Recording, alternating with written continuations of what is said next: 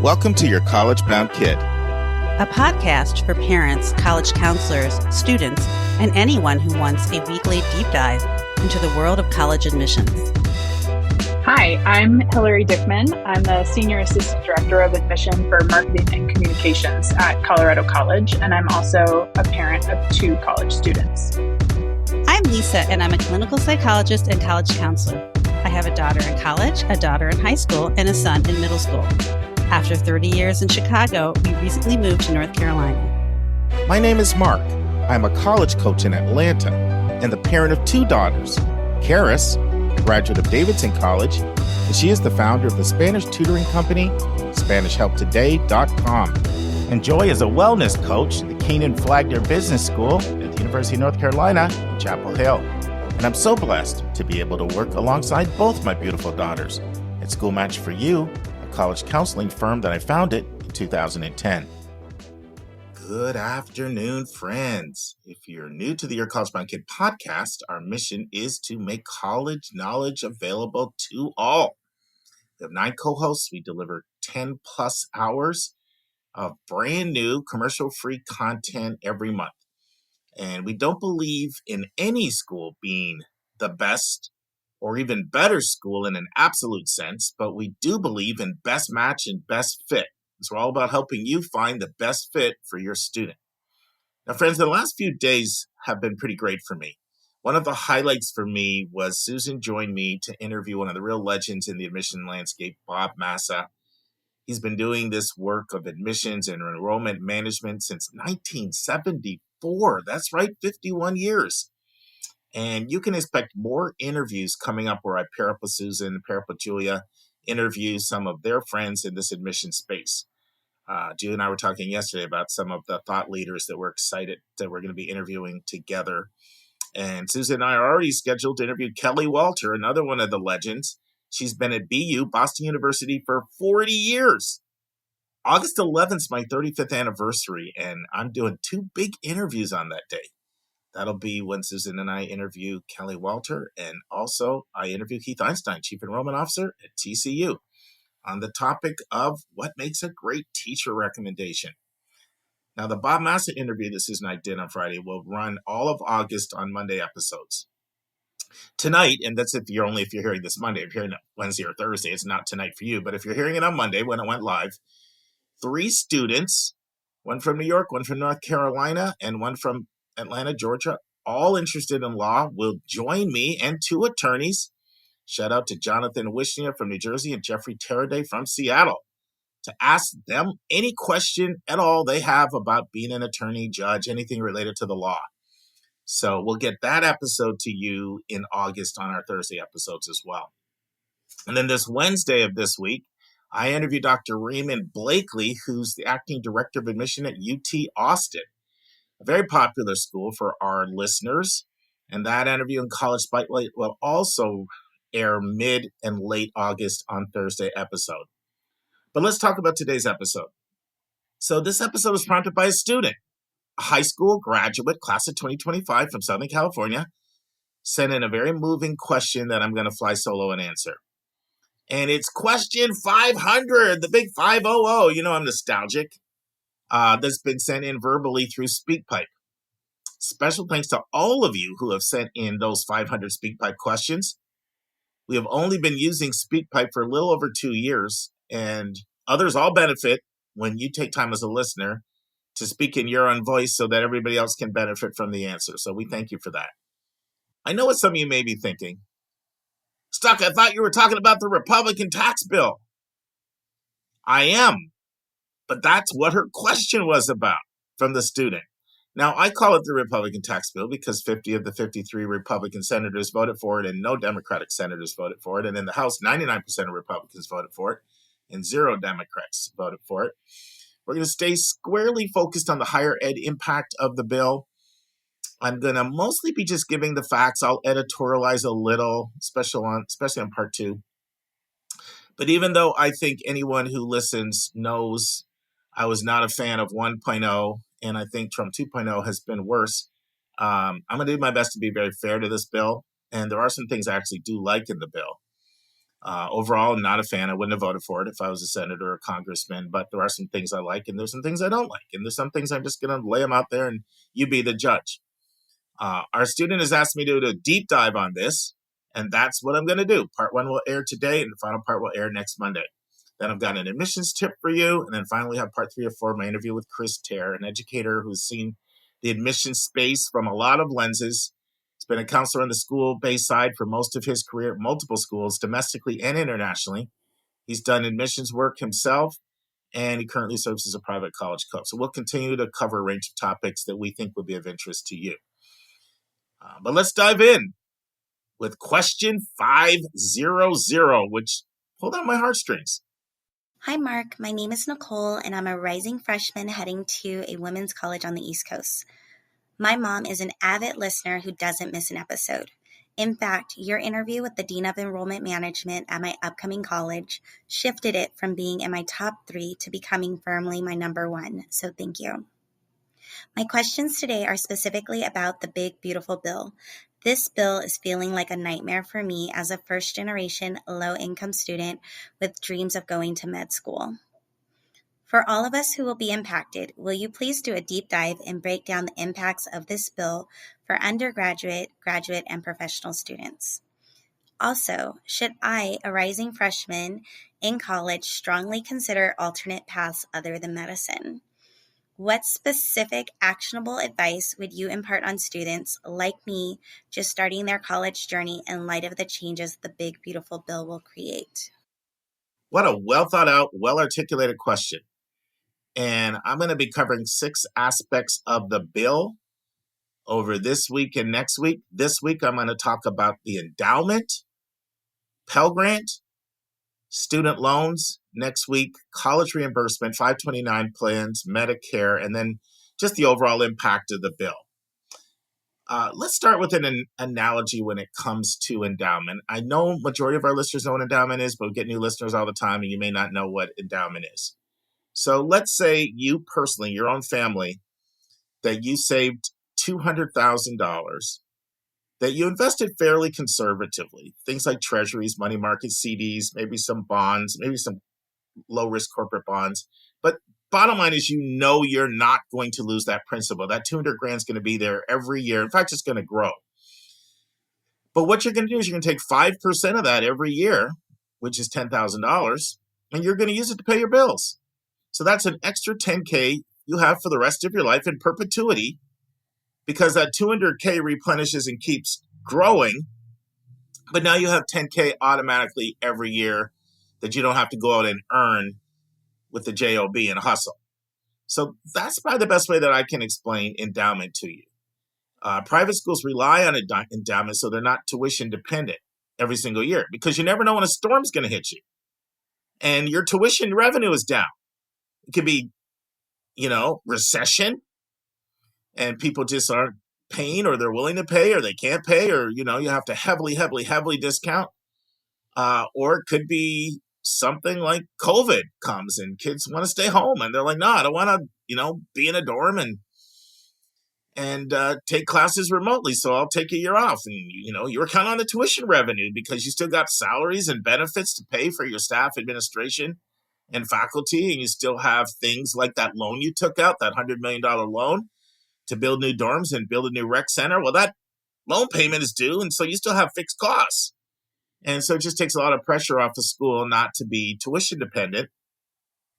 It also just gives you ample resources to invest in your students. So, you guys, the regular listeners, know I took a 26-day trip to Texas, visited a bunch of colleges. It was very evident that Trinity was the wealthiest school of all of them, just because they have resources to spend even on my visit that the other schools didn't. For example, they covered 4 nights in my hotel, like nothing. They had this catered meal. When I went to the bookstore, they're like, get anything you want here. It's on the credit card. They had the resources because they had the endowment. Other schools, I think, were just as interested in me coming, but they just didn't have the resources. They couldn't invest as much in me.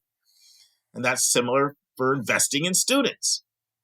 Equal desirability to do so, but the more schools with the more endowments can invest a lot more in things like teacher pay, facilities, financial aid, all kinds of resources like study abroad, academic support, mental health, career services, on and on and on and on. I'm advising all the resources that schools have more money. So endowment is actually incredibly important because of the caliber of the education you can deliver when you have those kinds of resources. And private schools just rely on it. Now, according to NACUBU, and NACUBU is the National Association of College and University Business Officers, which, by the way, that's your go-to source if you really are interested in endowment. You want to study it more. College Raptor's got a really good list I like because it always gives me the most updated list of endowment per student. So you could go to College Raptor. It's fairly updated with the highest list of endowment per student. And by the way, that's the only way to track endowment, right? You can't compare a place of 40,000 to 500 by looking at total endowment. You have to look at endowment per student. But anyway, back to NACUBU. So NACUBU says the average endowment returned 7.5% in 2023. So that's around what they get. Now, some years they'll have banner years and they'll get like 16% because they invest in all kinds of private equity and all kinds of different things, but it's still invested conservatively to protect the principal. And they usually pull off 4 to 5% off of that for the operating budget.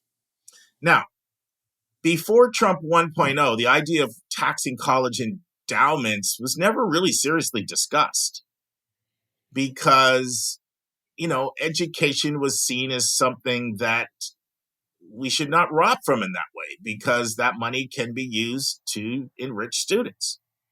But in 2017, first time ever, an endowment tax was passed on 56 universities, and they had to pay 1.4%.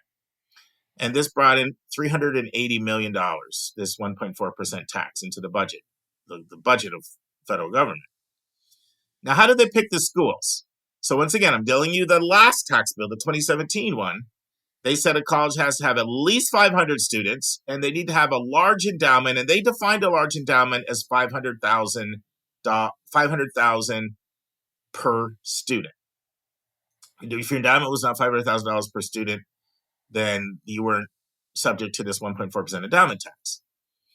Now, the new Republican tax bill endowment is very bad news for schools that have over 3,000 students and have over $500,000 in endowment per student. And it's worse the more your endowment per student is, the wealthy ones. And I'll talk to you more about that in a minute. But it is stupendous news for those schools with less than 3,000 students. Schools with under 3,000 students are singing the hallelujah chorus. They are high-fiving. They're doing cartwheels and backflips. They are jumping for joy, and I'll talk to you more about that in a second. So let's talk about why it's so bad for wealthy schools that have over 3,000 students and have a high endowment per student, and why it's so good for those under 3,000. Well, instead of the tax bill being 1.4% like it was in 2017, they've gone to a tiered model. The more your endowment, the more tax you pay. So in the new Republican tax bill, you get put into 3 buckets. Those who have an endowment per student between $500,000 and $750,000, they're going to continue to pay the 1.4% on their endowment. So they're not going to see an increase. All right. Now, those between $750,000 and $2 million, they're going to see their endowment go from 1.4% to 4%. And those that have endowments of over $2 million per student are going to have to pay 8% tax on their endowment. Now, believe it or not, it could have been worse. People in the House were pushing for 21% at one point. But still, you go from 1.4% to 8%. I mean, that's almost 6 times what you were paying. And you're just adjusting to the new thing. So who falls in this 8% category? Who has an endowment of over $2 million per student among schools that have more than 3,000 students? Only 5 schools. Harvard, Yale, Princeton, Stanford, and MIT. All 5 of those schools have to now pay the 8%. Now, who has to pay the 4%? Who's between $750,000 and $2 million in endowment per student? We're talking about schools like the University of Richmond, Rice, Duke, Columbia, Emory, Notre Dame, Dartmouth, Vanderbilt, WashU, and UPenn. And who's going to stay at that 1.4% rate?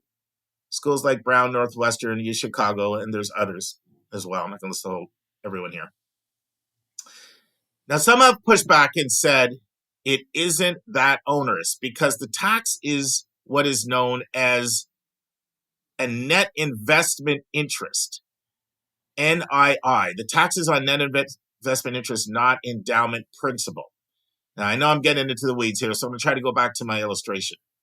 So I said you'd saved up $200,000 in your family, right? And you were drawing 5% of that, and that $10,000 was going into your operating budget to pay for your mortgage and cars and food and all that, right?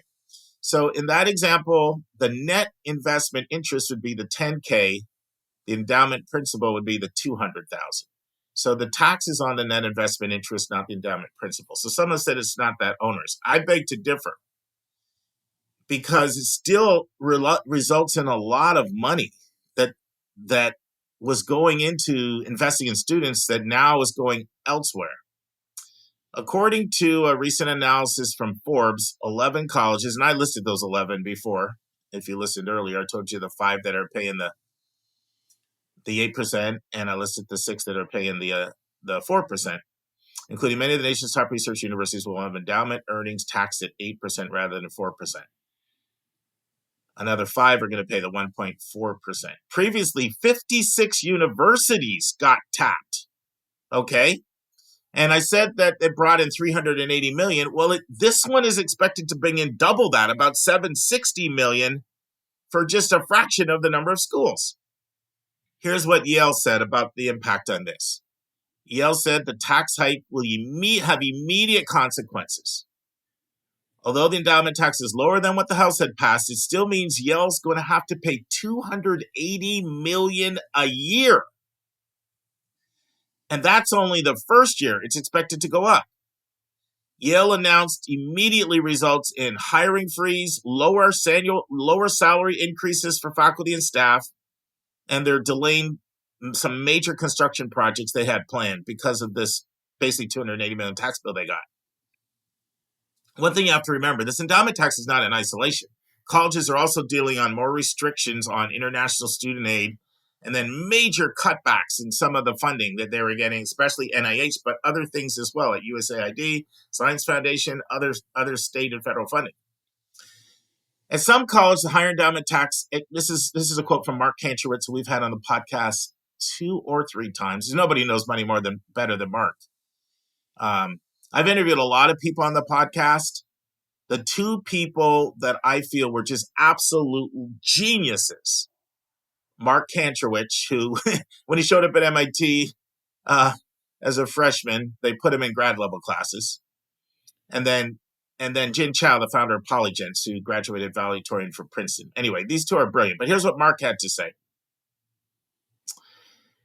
about the new bill. At some colleges, the higher endowment tax exceeds the college's total financial aid budget, according to higher ed expert Mark Kantrowitz, making it difficult for colleges to continue to award very generous financial aid.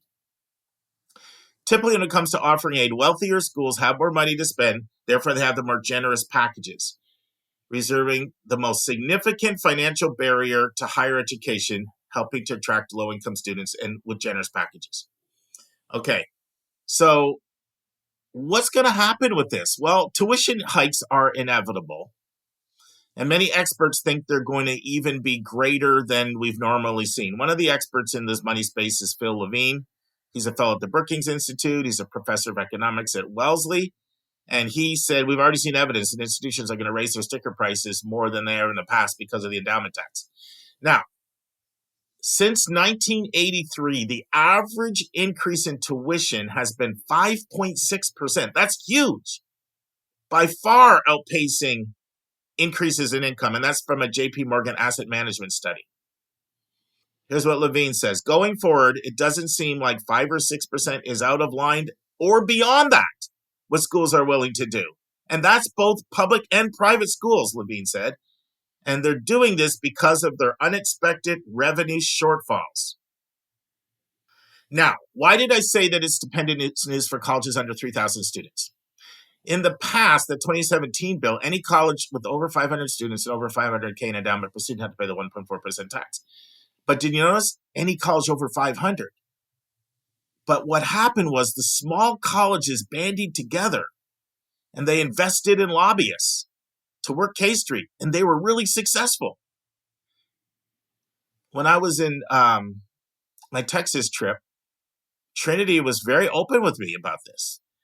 They're like, they're a wealthy school that had to pay the endowment tax. I mean, Trinity's sitting on $1.9 billion for 2,600 students. So they had already allocated just $12 million in a slush fund for this. But they and a bunch of other schools were quadrupling their investment in lobbyists. And it worked, because I want to read an article. It's a short one. Don't worry. I don't put you to sleep. It's a short one. This is from the Chronicle of Higher Ed. It's good as sources you'll find out there, by the way, if you want to follow higher ed. It's tough to beat the Chronicle. Inside Higher Ed, Chronicle of Higher Ed, those are the gold standards.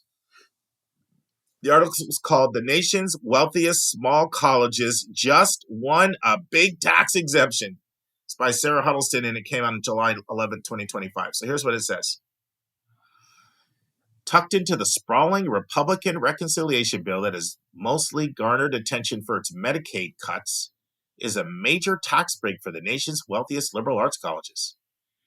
14 such colleges were originally facing tax rates as high as 21% on their annual endowment returns, NII.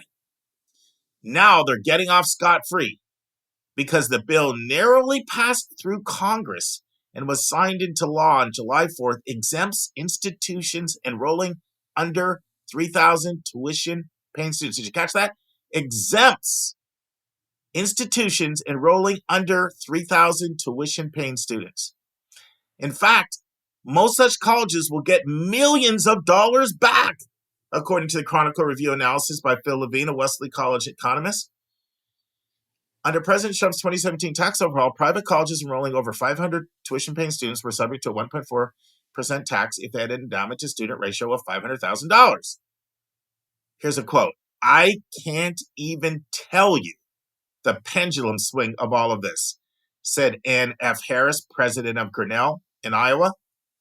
Grinnell went from paying $2.4 million under the current tax to potentially $30 million under the initial bill that passed the House, to now being exempt altogether. Its endowment is valued at $2.67 billion as of last year. The tax break is a huge win for Grinnell and 20 or so liberal arts colleges that bandied together in a joint effort, making the case to lawmakers that their endowment returns are so critical to fund their financial aid programs, to cover operational expenses, and to contribute to their communities. The colleges that joined together are all in a similar situation. Their financial models rely on endowment interest, and many are located in rural communities. 11 of the 14 colleges would have been subject to top 3 endowment tax rates under the House Bill 71421.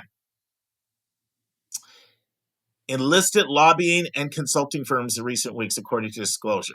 So this was going to hit Pomona really hard. Now they're not paying anything. Williams, Amherst, Wellesley, they're going to get really hard. Same for Grinnell and Trinity and Davidson and Washington and Lee and Smith. Like, these colleges all have very high endowment per student. That's why they can be so generous with need-based aid. The article goes on to say, Williams, Amherst, Wellesley, Pomona, SWAT all paid over $3 million last year. Pomona has forked over $16 million in taxes since 2017, according to its president, who said in a statement to the Chronicle that the tax break was the outcome of months of concerted efforts to lobby against the proposal and to educate politicians on how small colleges use their endowments. The tax exemption for liberal arts campuses is due, at least in part, to Republicans' desire to spare certain religious colleges from liability. A proposed carve-out for faith-based institutions was struck down by the Senate parliamentarian, who determines which provisions can go through the reconciliation bill. Okay, we're getting into in the weed stuff. So there's a Senate parliamentarian that rules whether stuff has to go through the traditional process, which would require 60 votes. And she said this would have had to go there, and so it got struck down. But the Small College Coalition waged a tenacious campaign aiming to demonstrate that higher ed is not just large research universities, but there's multiple scales within the sector. That meant explaining to lawmakers that small liberal arts colleges actually rely on endowments to make tuition more affordable and support local economies. Goals shared by Republican politicians. They lobbied that 60% of Pomona's financial aid budget comes from endowment. And Grinnell said 68% of their budget comes from endowment. The affected colleges are often their town's largest employers, and they put their endowment money to work in student programs and encourage spending at local businesses. Swarthmore made the case that it subsidizes public transportation passes for students and offers programs allowing them to eat at local restaurants as part of their meal plans. Grinnell uses some of their endowment returns to help fund a maternity ward at a local hospital. Now, obviously, the research universities don't like this. I mean, you might be going from 1.4% to 8%, and if you're under 3,000, I mean, Pomona and Williams and Swarthmore, they have some of the highest endowment per student in the country. And also remember, I feel like I'm getting a little bit into the weeds here, but let me just say this.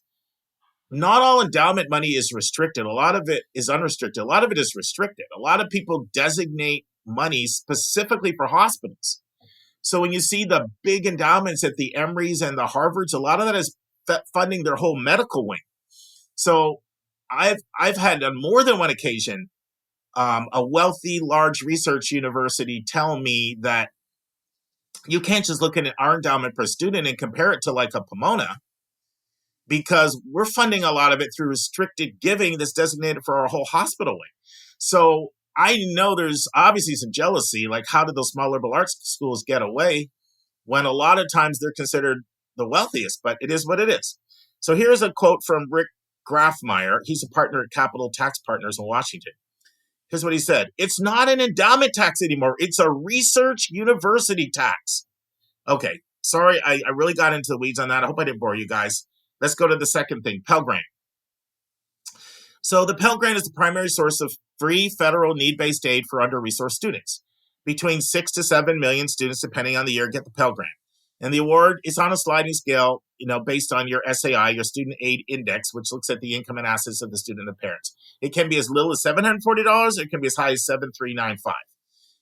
And that's the numbers for 24-25, and that is going to stay again true for 25-26, $73.95. So there's some major changes in the Pell Grant, though, and most of these changes are going to make it harder for under-resourced students to get the same level of Pell they got in the past. I think it's fair to say that the Republican tax bill was not generous to under-resourced students. So there has been a growing movement that was picking up a lot of momentum. I used to go to conferences about this all the time, especially when I was working at KIP, which is an access organization. So you're really in the trenches on this stuff.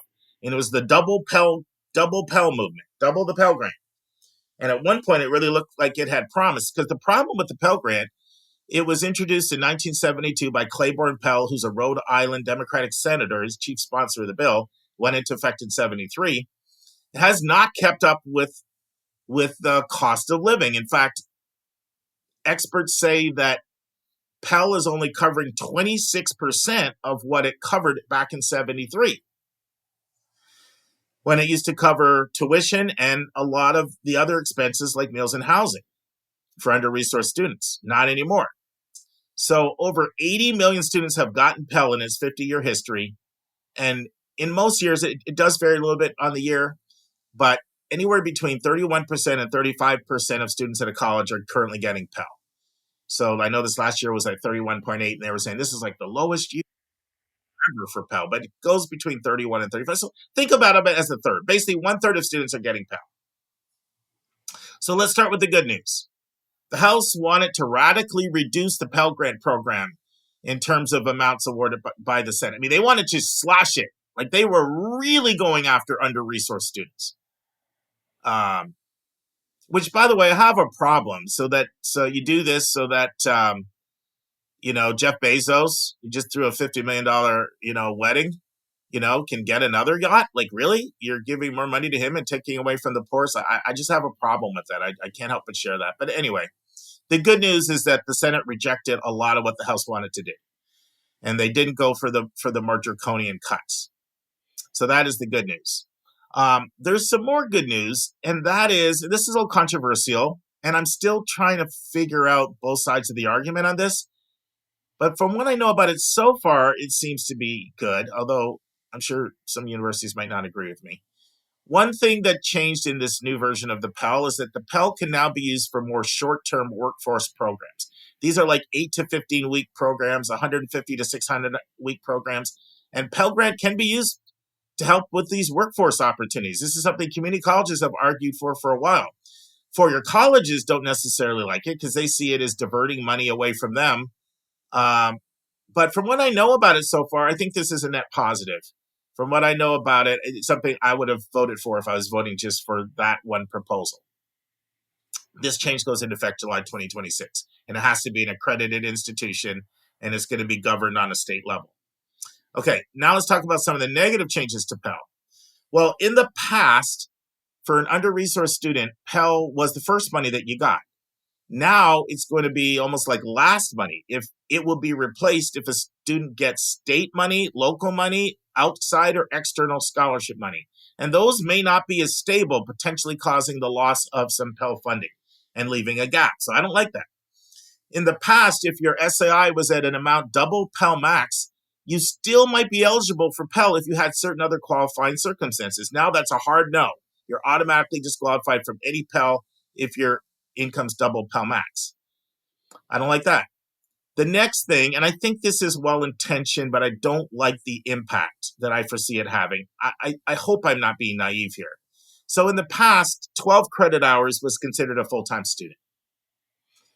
The problem is you need 15 credit hours if you're on a semester system if you're going to graduate in 4 years.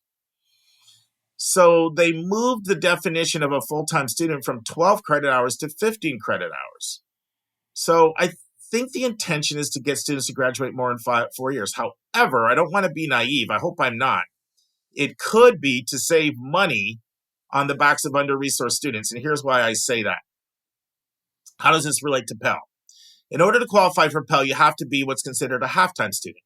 So in the past, when full-time student was 12 hours, it meant you had to take 6 credit hours. And 6 credit hours is 2 classes, and that's generally easy to do. Now it's going to be 7.5 credit hours.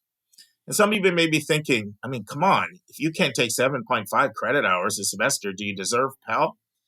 That's a very middle-class or upper-middle-class worldview, I would argue, because you're assuming a full-time student who's focusing on school all the time. But here's the thing. So many Pell Grant students are non-traditional students. They might be working 35 hours a week and taking a few courses at a time. They might be a mom of 2 or 3 kids and taking 2 or 3 courses at a time. So this, to me, could be devastating for the student that can't take 3 classes to get that 7.5 credit hours. And therefore, they're not Pell eligible anymore. There's not like a waiver. Well, what if you have to work or what if you have kids? No, it's just a hard, fast rule. You have to now be taking 7.5 credit hours a semester. You're not eligible for Pell. And some of the people that need Pell the most are the people that are working the extra job or working full time or going to school while they're taking care of a few kids, single moms, that kind of thing.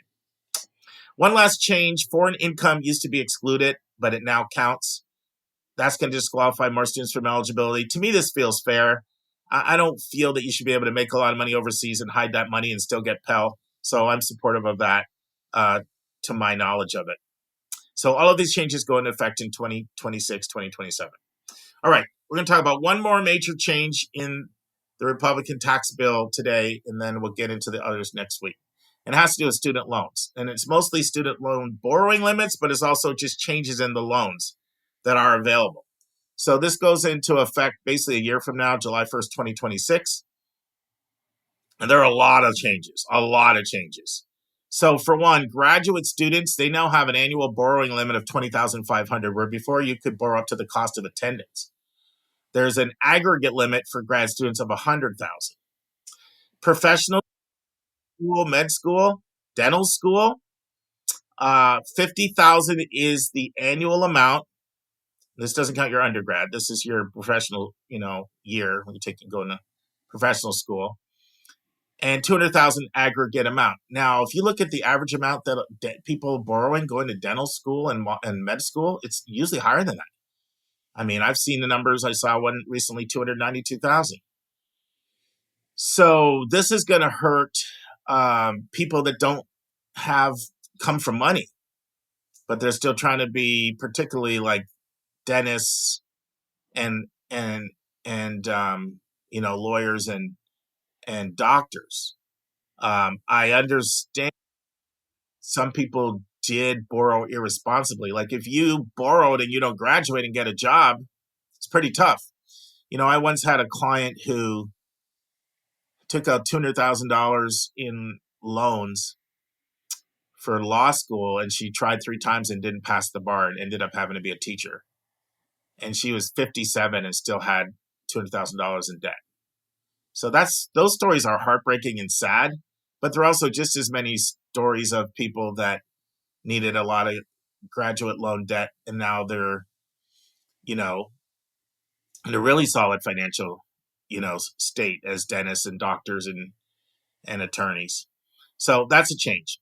I know this is controversial, and I know colleges don't like it, but I like this change. Parent Plus loans, which I'm not a fan of.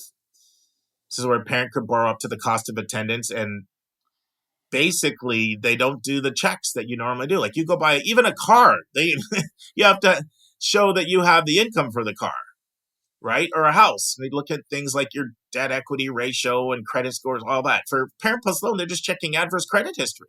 As long as you don't have adverse credit history, you can borrow up to the full cost of the school for undergrad. And a lot of people feel like they have to do whatever they need to for their baby, and they get in way over their head. So I like this. So Parent Plus loans are now capped at $20,000 per dependent student per year, with a max amount of $65,000. Like, I'm not a fan of taking even that much out. If you need to take that much out, I tell my student families, you're living above your means, and you need to look at a less expensive college option.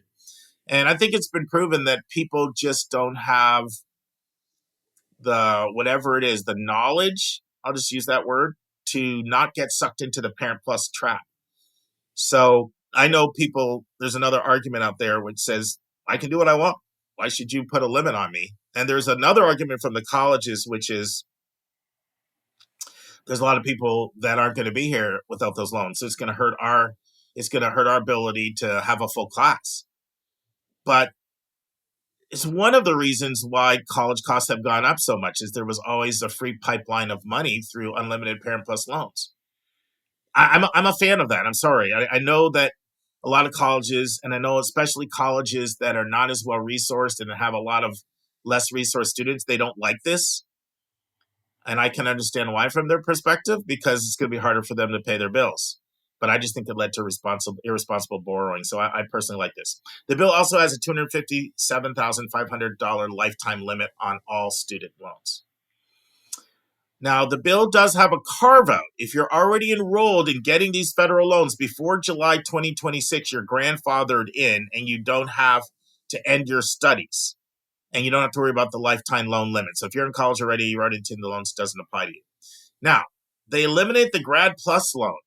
So if you were a grad student, you could take out a federal direct unsubsidized loan for like, $20,000. And then if your school costs $50,000, you can take the rest out through the Grad Plus program up to the cost of attendance. You can't do it anymore. Once again, I'm torn on this, because people who are responsible and who are scrappy, some of them have really been able to make that work, because you're maybe only in a 1 or 2 year program. You're 1 or 2 years away from coming out and making a lot of money. Those who come out unemployed or underemployed, those programs are one of the main reasons why that college debt number is 1.8 trillion, and it surpassed everything other than mortgage debt right now. A lot of it is that graduate loan stuff. So it's going to hurt schools, and it's going to hurt responsible people that were maybe going to take out that amount of money. I'll say more about this next week. So the Grad Plus program's gone. July 1st, it's over. It's done. July 1st, 2026, obviously. That's a pretty major change. A lot of people use Grad Plus. Joy used Grad Plus, to get her master's, and served her well. Many Republicans and right-leaning think tanks have attributed the rising cost of graduate schools to the uncapped Grad Plus program. That's true. It really depends on whether the person is going to take advantage of the opportunity or not and make responsible decisions.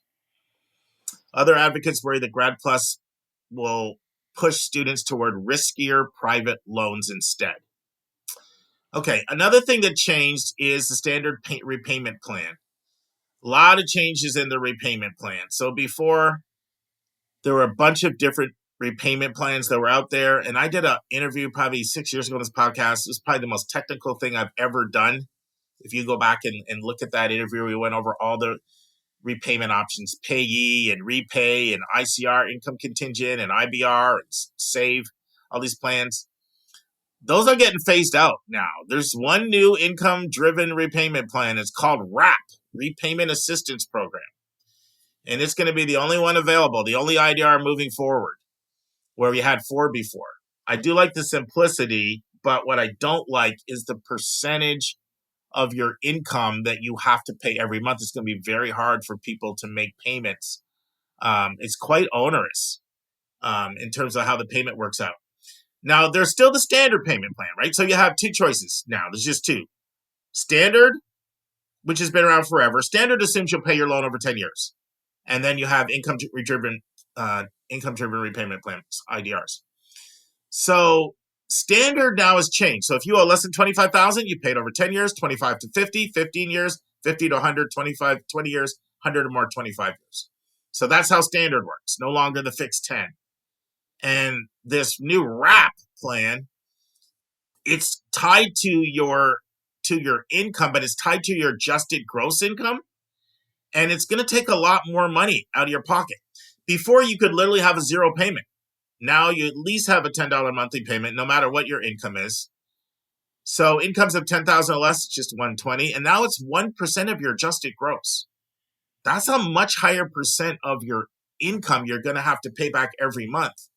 Because in the past, there was an income protection allowance that looked at what was the poverty line, what was 150% of the poverty line, and you were shielded from that before any of your income was factored in.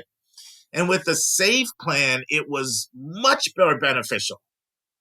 So I'm going to have Travis come back on here and do a much deeper dive because there's still a lot of changes that are going on. There's executive orders that are still coming out. They're battling back and forth with what all of this is going to look like, especially for current people locked in those plans, because they're being told they have to move over to one of the income payment plans. Now, one great thing is that these loan changes, the Republicans wanted to gut and eradicate what's known as PSLF, which is Public Service Loan Forgiveness. But the Senate has something called the Senate Parliamentariat, and she governs rules and says, you're going to need a 60 vote majority for that.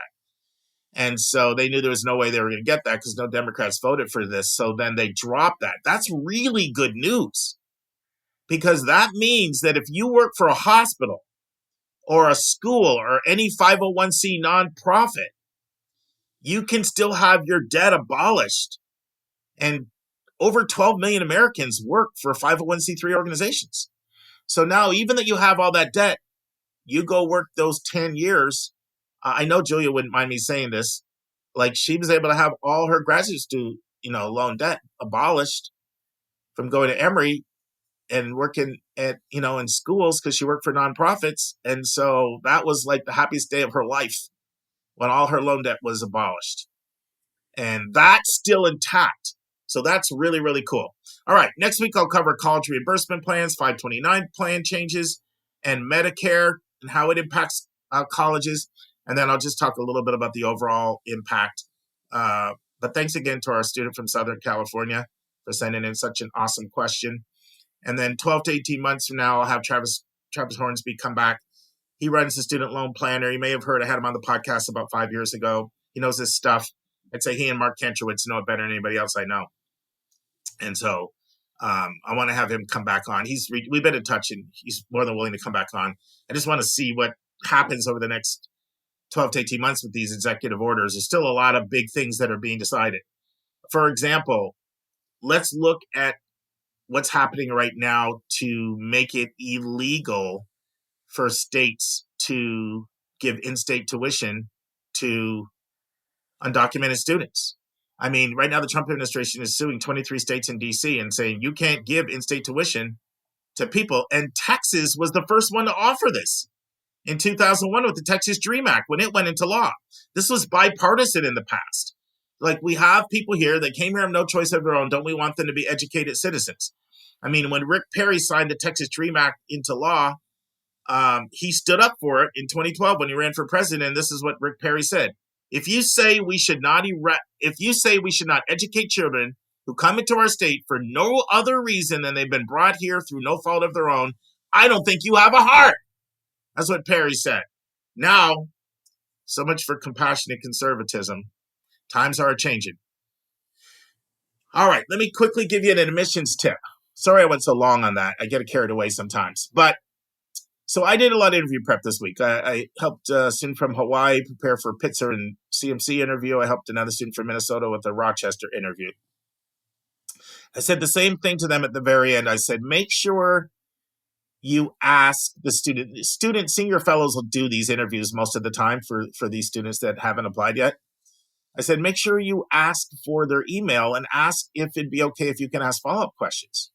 Because down the road, let's say you want to be a mechanical engineer, you might say, you'll have someone you can go to and say, could you put me in touch with like a mechanical engineering student or whatever question you have? So that's the tip, is if you're doing one of these interviews with students, at the very end, ask if it'd be okay if you follow up with them if you have additional questions. And then leverage that to meet other people in the student body.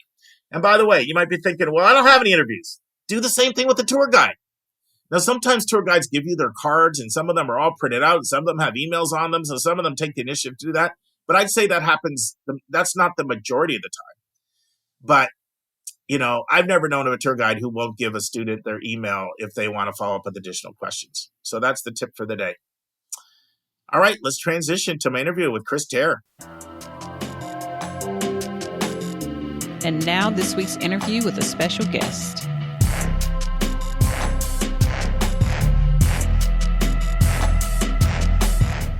Friends, in part 3 of my interview with Chris Teare, Chris talks about how he counsels students when it comes to deciding whether to apply early decision. Chris answers the question, how do you advise a family when they ask you if you can trust a college's finances? Chris talks about the international nature of the school he worked at after he left Drew. Chris talks about the lessons he learned from doing admissions at Drew that he now applies to helping counseling students. Chris gives a great tip for working on the personal statement for our seniors who are working on the personal statements. Chris talks about some essays he read too many times, and he encourages students to tread lightly if they go on that topic. And Chris gives advice how parents can find the right balance between supporting their student but not crippling their independence. Listen and enjoy. So one of the more complicated questions that we get in the counseling room is, should I apply early decision? Now, you're asked that a million times. What's your counseling advice when you say, you know what, you sound like a great early decision candidate versus, I'm not sure that's the best for you. What would you paint that picture? Yeah, it's a great question. Yeah, paint that Yeah, picture for yeah. our listeners.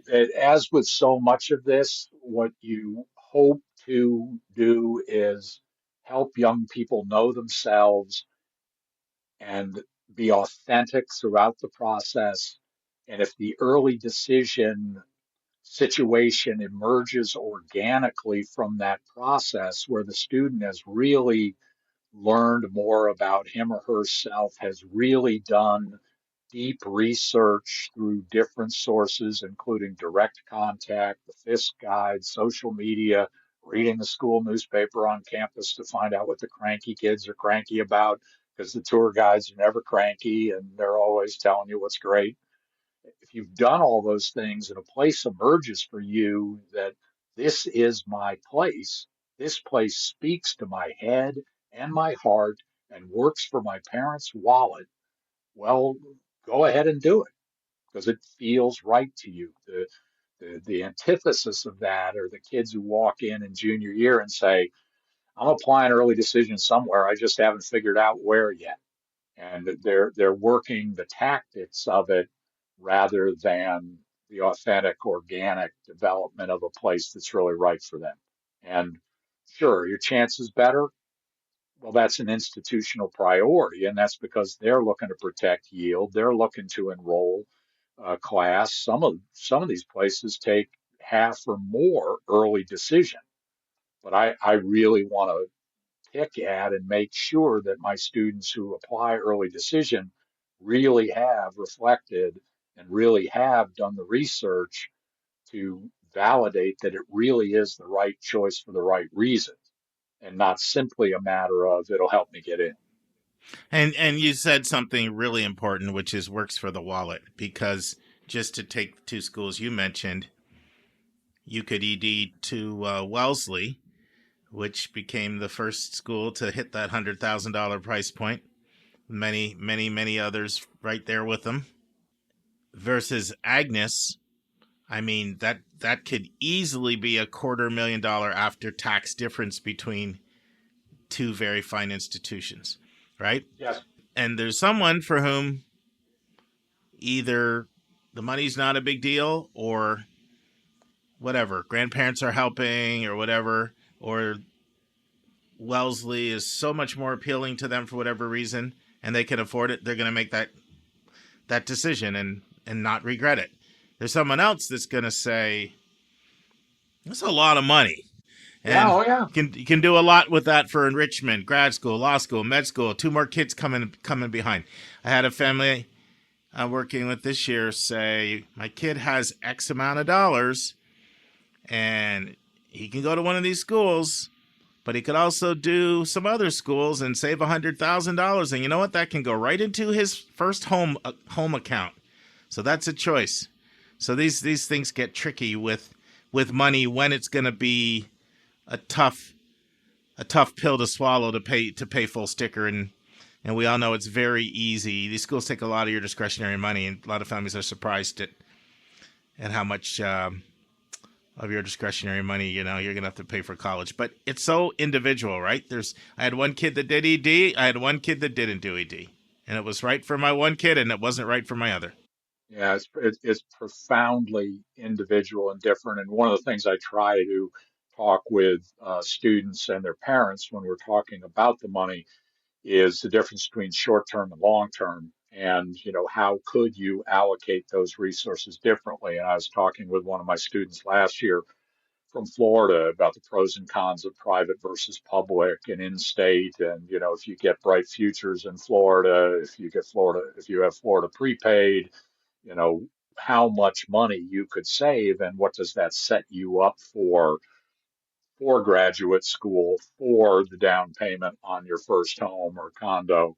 And that's where, you know, parents are well served, I believe, to have the first significant financial conversation of their child's soon to be young adult life as to what's it really worth. And one of the huge things over my decades that has just gotten out of control is the student loan burden and people borrowing just absurd amounts of money, far beyond the federally subsidized and unsubsidized loans that'll come out around $25,000 after 4 years. And they think they should do this. And that was why I got the whiteboard going in my years on St. Thomas and showing them I would use the green marker for this is a grant or a scholarship. They are giving this to you.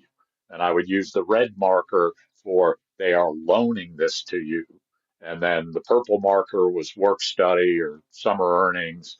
And then, we would try to get to a real number there. But I would say, you've got to understand, and that's one thing that the powers that be could do to help families a lot is report award offers in exactly the same format, no matter the college or university, because a lot of unsophisticated kids, sometimes their parents, don't know what they're looking at.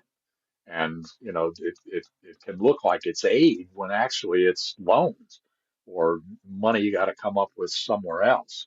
Yeah, and I would even go so far as to say, you know, you don't have to be unsophisticated. Some of the stuff can be really cryptic. Yeah, yeah, it can be. You look at that study that New America did a while ago with all the different terms used for loan, and then Yeah. and codes and making it can be quite cryptic. So here's another question, Chris, that I'm getting asked a lot. I'd like to know how you handle this.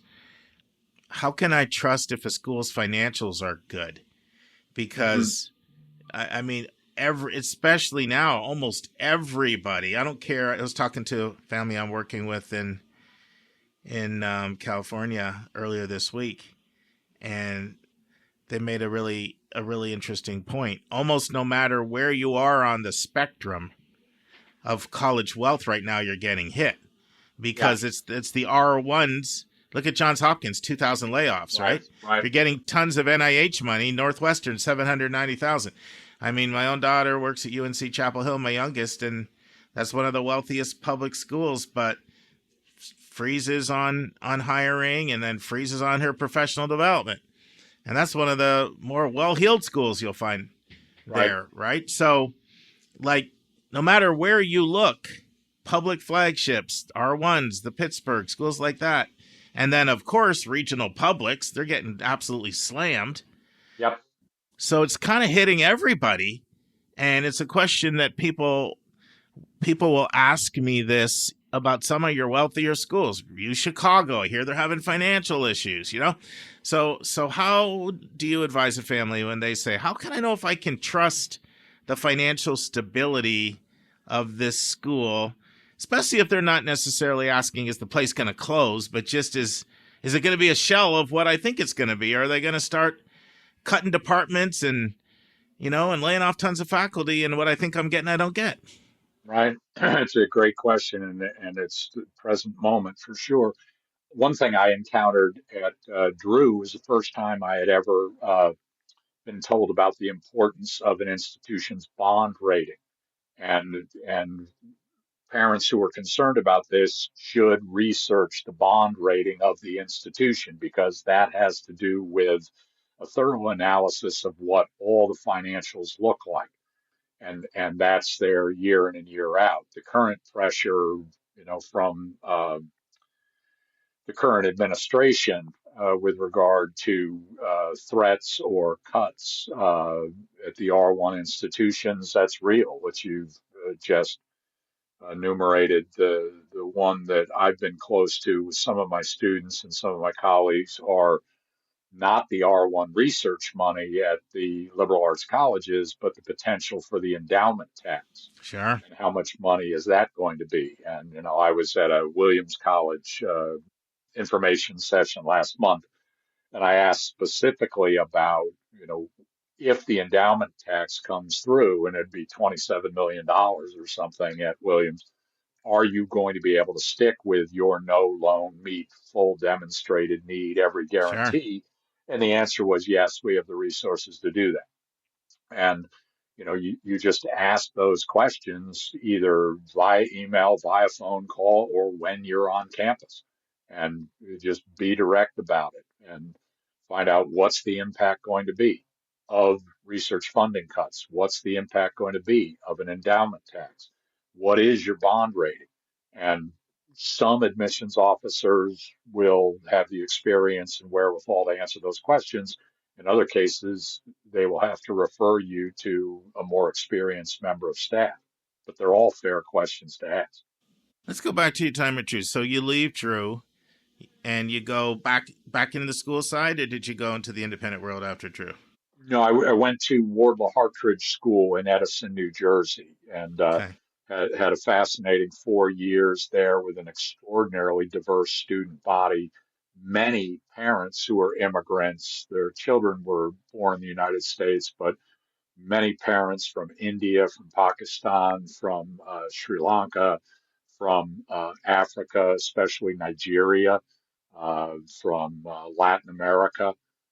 It was a great place to work. We also had Chinese international students doing homestays. We were a day school, but it was extremely diverse. And I had first had a lot of Indian parents when I was on St. Thomas. The Indian families in the main ran the jewelry stores on Main Street, and they had great kids who wanted to go stateside to college. And I got a sense of just the strength of the parenting and the values in that community. And then I started doing independent work. What are the things that you took from your time at Drew that you feel make you a better counselor? That, like I was on the inside, I learned some things, and now I'm telling my students this, or I'm emphasizing this more. I mean, one of them could be the demonstrated interest thing, right? How all that works, and the connection with the counselor. But any other things? Yeah, what a good personal to you question is how brief an email should be, how when you're at a college fair table, don't stand there and dominate the time when there are kids waiting behind you.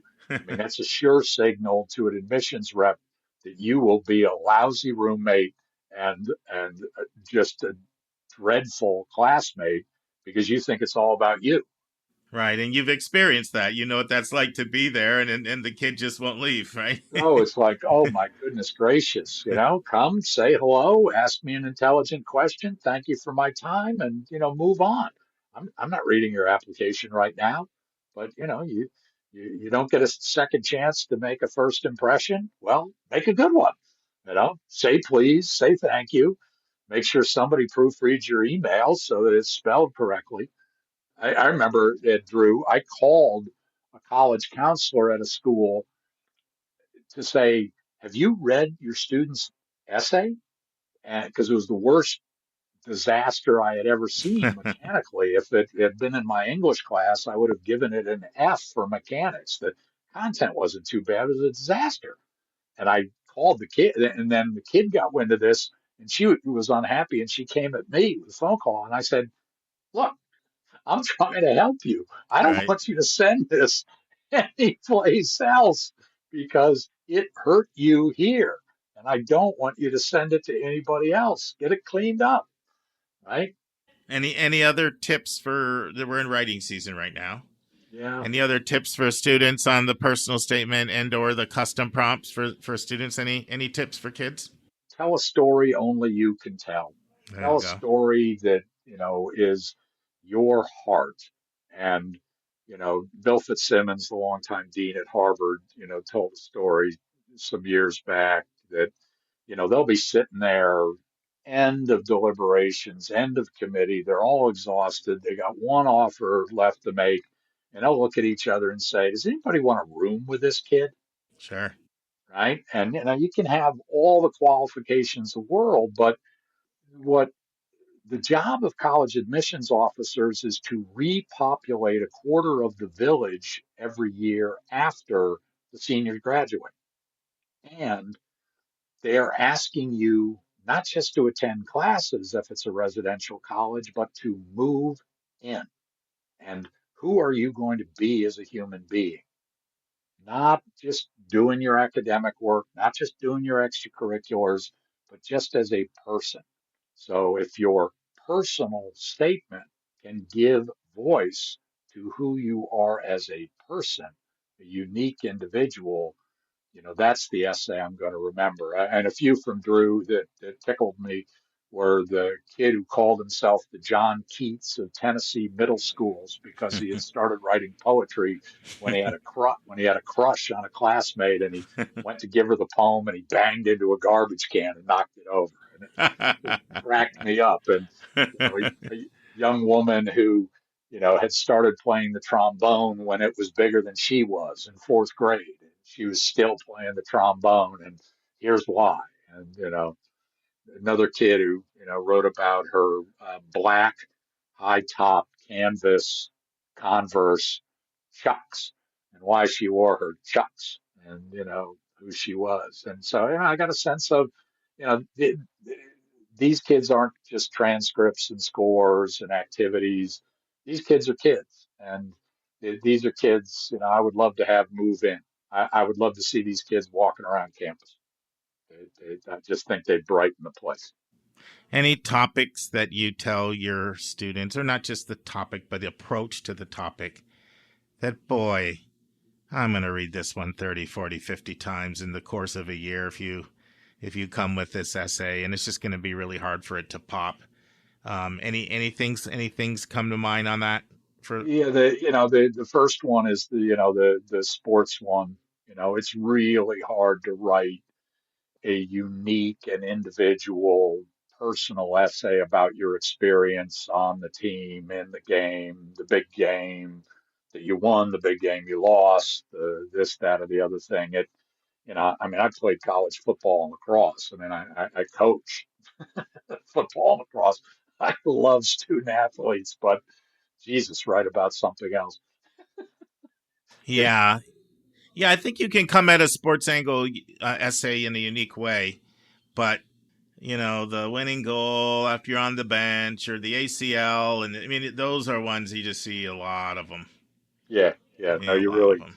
you really, really do. And another thing, we haven't talked about is that issue of athletics in the college process and the preferential slots there. And I when I get a whiff of those 8 particular schools, I say, what is a league for?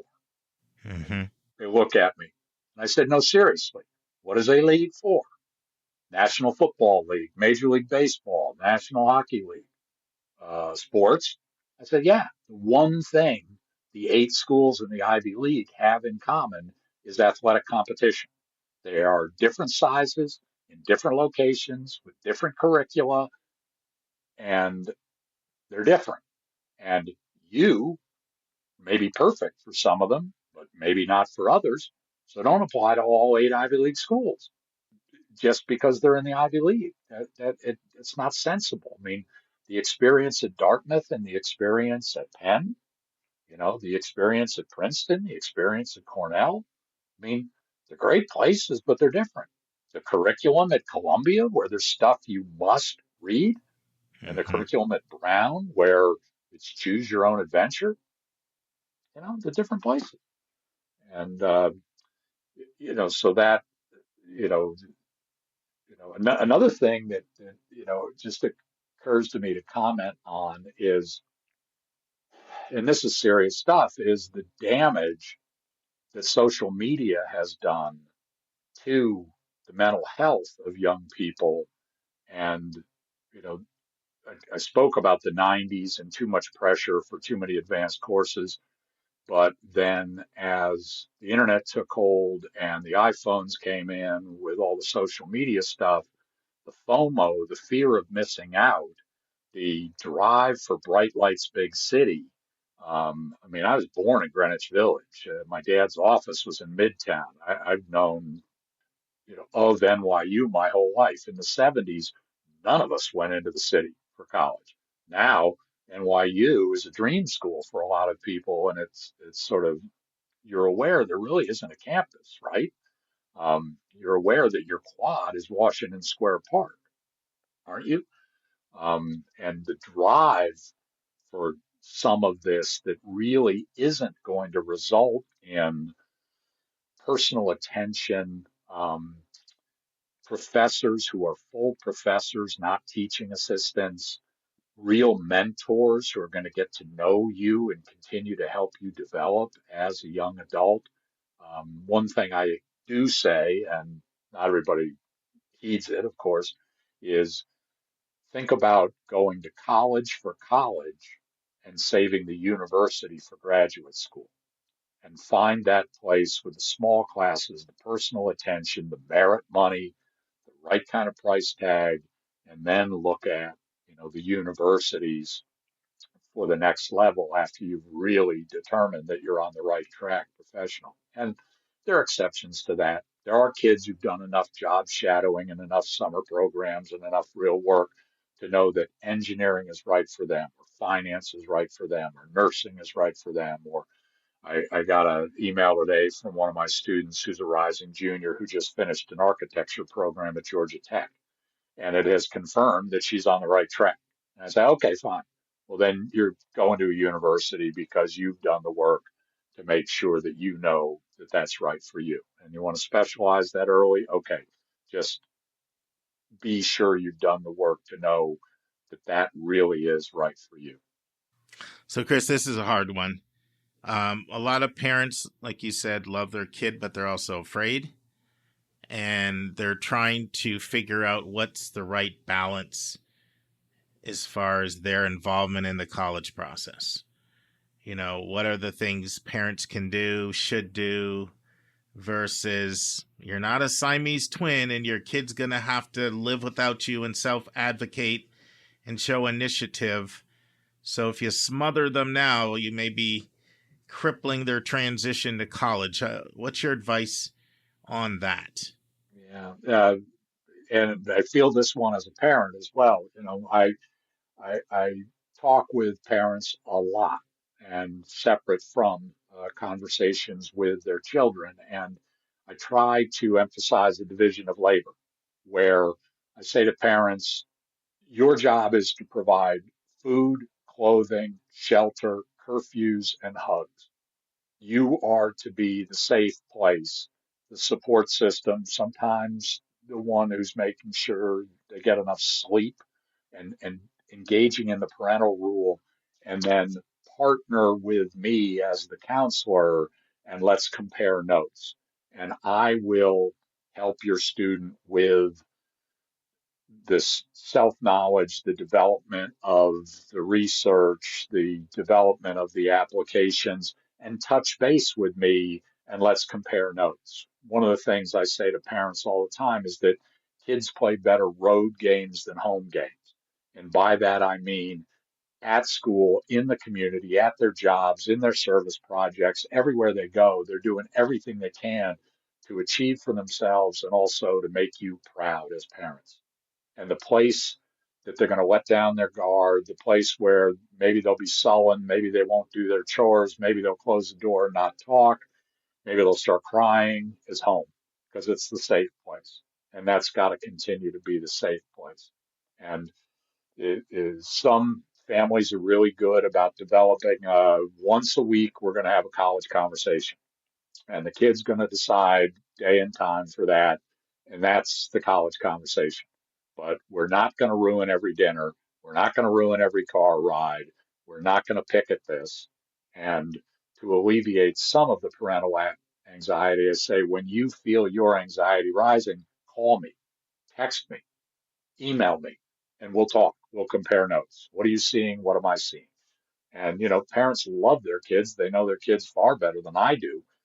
We need to partner, but it can be suffocating. It can be a bit too much. And, ultimately, these soon to be young adults have to move from dependence upon parents to independence, and then on their college campuses, interdependence with their peers.